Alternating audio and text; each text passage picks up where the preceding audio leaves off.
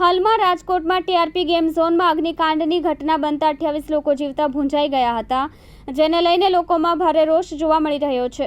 Game ઝોનમાં આગ લાગતા સુરત શહેરનું ફાયર તંત્ર અને મહાનગરપાલિકાનું તંત્ર જાગ્યું છે। છેલ્લા 6 દિવસથી ફાયર અને પાલિકા દ્વારા ફાયર એનઓસી અને બીયુ પરમિશન ન હોય તેવી તમામ મિલકતોને સીલ કરવામાં આવી રહી છે।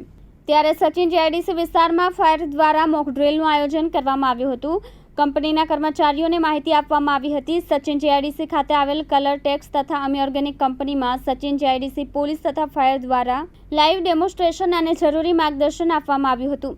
જો કંપનીમાં આકસ્મિક રીતે આગની ઘટના બને તો કર્મચારીઓએ કઈ રીતે કામગીરી કરવી અને ફાયરની સાધન સામગ્રીનો કેવી રીતે ઉપયોગ કરવો તે મામલે માર્ગદર્શન આપવામાં આવ્યું હતું।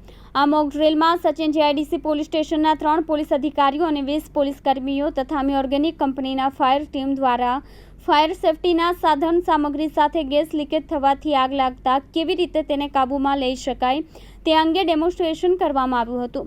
આગ લાગતા સમયે કર્મચારીઓએ પહેલા શું કામગીરી કરવી અને ફાયર વિભાગોને કેવી રીતે સંપર્ક કરવો તે અંગે પણ માર્ગદર્શન આપવામાં આવ્યું હતું। તાજેતરમાં રાજકોટ શહેરમાં ગેમ ઝોનમાં આગના અકસ્માતના બનાવની એક ખૂબ જ દુઃખદ ઘટના બનેલી છે, જે અનુસંધાને તકેદારીના પગલાંના ભાગરૂપે સુરત શહેર પોલીસ અને અન્ય સરકારી વિભાગોના સંયુક્ત ઉપક્રમે અલગ અલગ દિશામાં અલગ અલગ કામગીરી થઈ રહેલી છે। આવા બનાવો બનતા અટકાવવા, લોકોમાં જાગૃતિ લાવવા અને અલગ અલગ એકમોમાં સેફ્ટીના મેજર્સ લેવામાં આવે છે કે સેફ્ટીના ઇક્વિપમેન્ટ્સ પૂરતા પ્રમાણમાં છે અને આવા કોઈ અકસ્માતના બનાવ બને તો લોકો તૈયાર છે અથવા કોઈ એકમમાં કામ કરતા કર્મચારીઓ અધિકારીઓમાં એવી સ્કિલ છે। આ બાબતની તપાસ કરવા અને આ બાબતે લોકોને જાણકારી આપવા માટે સુરત શહેરના પોલીસ કમિશનર શ્રી અનુપમસિંહ ગેહલોત સાહેબે સબોર્ડિનેટ અધિકારીઓને સ્થાનિક પોલીસ સ્ટેશન લેવલે જે યુનિટ અને જે આવા સ્થળોએ મોક ડ્રીલનું આયોજન થઈ શકે ત્યાં મોક ડ્રીલનું આયોજન કરવા માટે જરૂરી સૂચના આપવામાં આવેલી હતી, જે અનુસંધાને સેક્ટર 2 સાહેબ ડામોર સાહેબ અને ઝોન 6ના શ્રી રાજેશ પરમાર સાહેબે સચિન જીઆઈડીસી પોલીસ સ્ટેશનમાં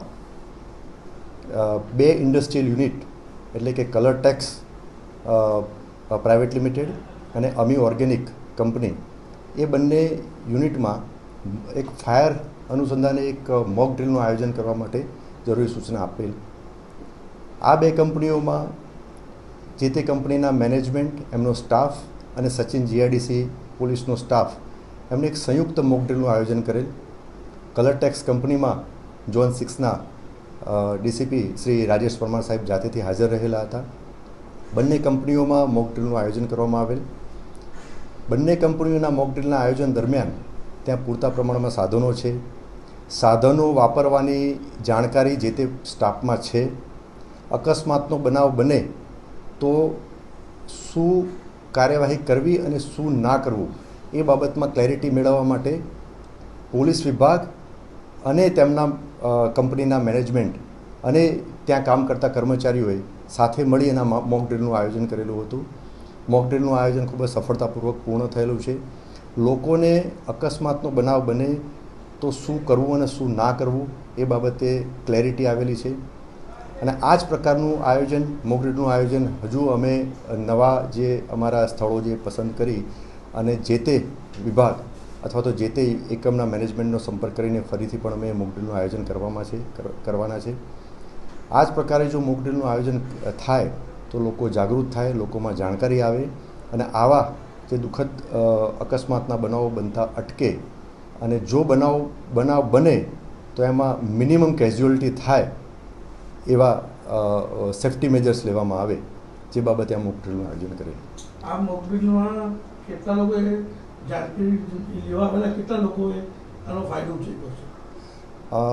સચિન જીઆઈડીસી પોલીસ સ્ટેશનના પીઆઈ અને લગભગ 20 સ્ટાફ અને કલર ટેક્સના લગભગ 100ની આસપાસ અને અમી ઓર્ગેનિકના લગભગ 80થી 90 સ્ટાફ કર્મચારીઓ આ મોક ડ્રીલમાં આયોજનમાં ભાગ લીધેલો હતો। પોલીસ દ્વારા કે તંત્ર દ્વારા આગળ કોઈ આ સોસાયટી કે અન્ય જગ્યા પર આવી કોઈ કાર્યક્રમ યોજીને લોકોને જાગૃત કરવામાં આવશે ખરા?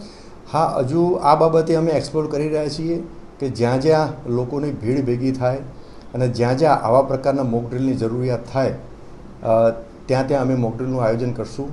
પ્રાયોરિટીમાં અમે સચિન જીઆઈડીસી પોલીસ સ્ટેશનમાં જે ઇન્ડસ્ટ્રીયલ યુનિટ જે છે એને પ્રાયોરિટી આપી અને ત્યાં પ્રાથમિકતા આપેલી છે મોક ડ્રિલનું આયોજન કરવા માટે. સચિન વિસ્તારમાં ઘણી જગ્યા બજારો ભરાય છે, ત્યાં મોટી સંખ્યામાં લોકોનો મેળો ભરાય છે. એવી જગ્યામાં આવી કોઈ વસ્તુની સુવિધા નથી. તેના વિશે શું કાર્યવાહી પોલીસ કરશે કે તંત્ર કરશે? આ બધા બાબતમાં સ્થાનિક પોલીસ સ્ટેશન તરફથી જરૂરી બ્રીફિંગ કરવામાં આવે છે. જે તે જગ્યાએ આવું પબ્લિક ગેધરિંગ હોય તો ત્યાં પબ્લિક એડ્રેસ સિસ્ટમથી અમને જરૂરી સૂચનાઓ આપવામાં આવેલ છે. અને આપ સૌ જાણતા હશો કે સુરત શહેર પોલીસ અને અન્ય સરકારી વિભાગોના અધિકારી કર્મચારીઓ જોઈન્ટલી ખૂબ જ વિવિધ એંગલ અને વિવિધ પાસાઓ ઉપર તપાસ કરી રહ્યા છે. અને અમુક જ્યાં ગેરકાયદેસર જણાઈ આવેલ છે ત્યાં સીલિંગની કાર્યવાહી અને ગુના નોંધવાની પણ કાર્યવાહી કરેલી છે. એટલે ઘણા બધા ફ્રન્ટ ઉપર એક સાથે આ કાર્યવાહી ચાલુ રહી છે.